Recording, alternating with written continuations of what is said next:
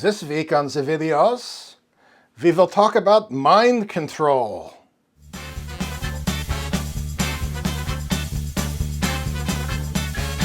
Hey everybody, this week we are going to talk about mind control. This is exciting stuff.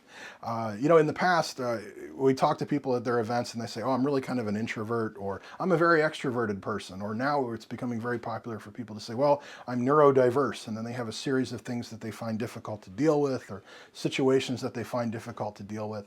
And the events industry is full of people who are coming up with new solutions and games and strategies for what do we do to get people engaged at the events. And unfortunately, almost all of it is extremely counterproductive. They just don't understand how people make decisions. They don't understand how the brain works.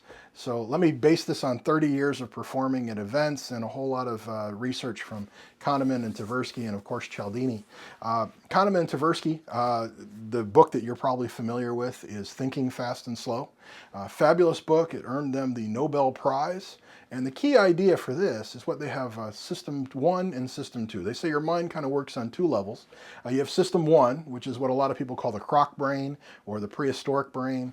This is the part of your brain that's processing all the information that's coming in, and it's deciding, do I eat this? Do I kill it? Is it trying to kill me? Do I try to reproduce with it?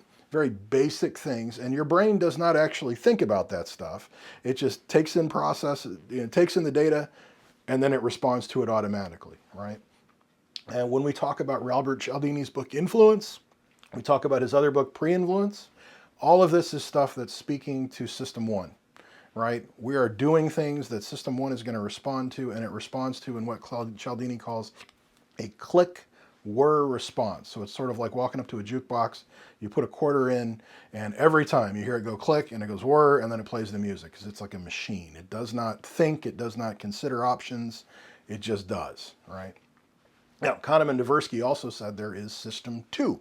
And System 2 is where you talk about your logic and your life experience and your emotions and your labels and your identity and all the things that you think about how the world works, and you try to bring them to consider whatever problem it is that is in front of you, right? So that means that System 2 is much less predictable because we're all different. We've all got different emotions about things, different logical processes.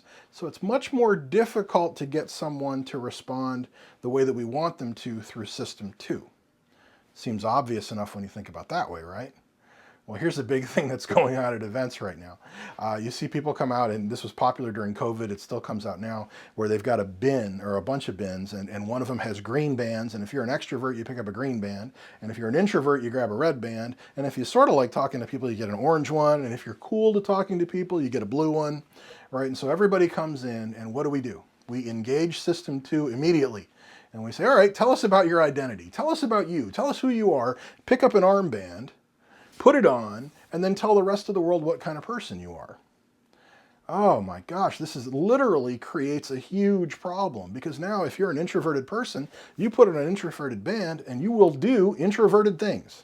In fact, you will do things even more introverted than you normally would because you have embraced this identity of being an introvert. I'm the sort of person that doesn't talk to a lot of people. Well, you're not going to talk to a lot of people, right?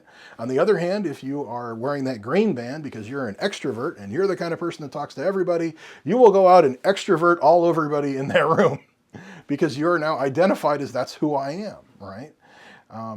Commitment and consistency from Cialdini, right? Bad news. You are really, really, really committed to that interpretation of who you are and your identity and who you're communicating to others.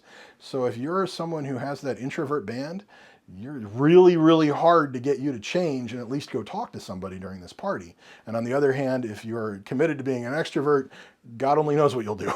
And it'll be harder to slow you down, maybe.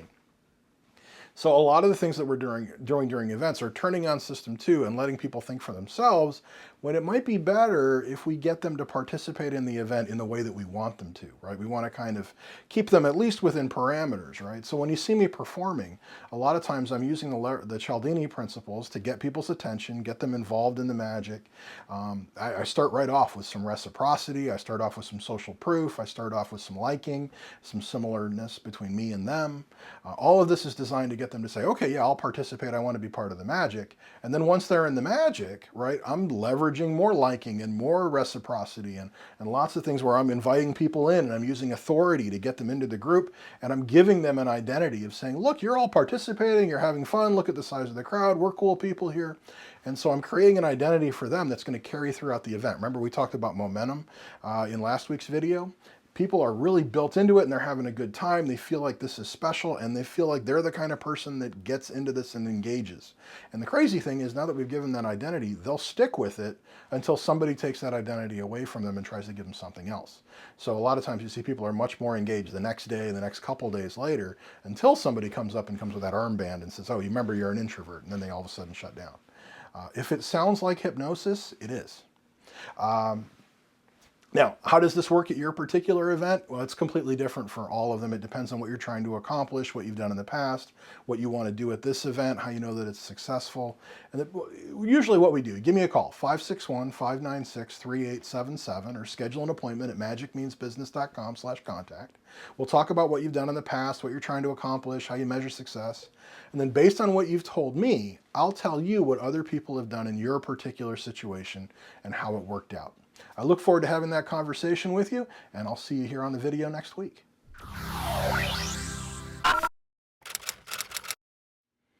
You are getting very sleepy. Well, maybe the video was just boring.